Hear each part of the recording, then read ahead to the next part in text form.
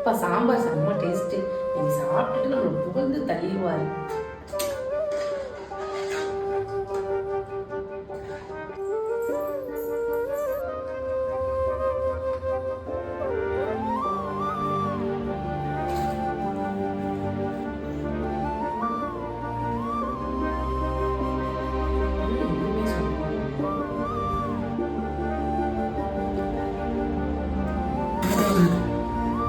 ஏய், என்னடி குழம்பு உப்பு எவ்வளவு போட்டு வச்சிருக்க? இதை எவனாச்சும் மனுஷன் சாப்பிடுவானா? தலையெழுத்து. நேத்து சாம்பார் வச்சிருந்தனே, சாப்பிட்டீங்களே, எப்படி இருந்துச்சு? ஆமா, நீ சாம்பார் நல்லா தான் இருந்துச்சு. அதுக்கு என்ன இப்ப?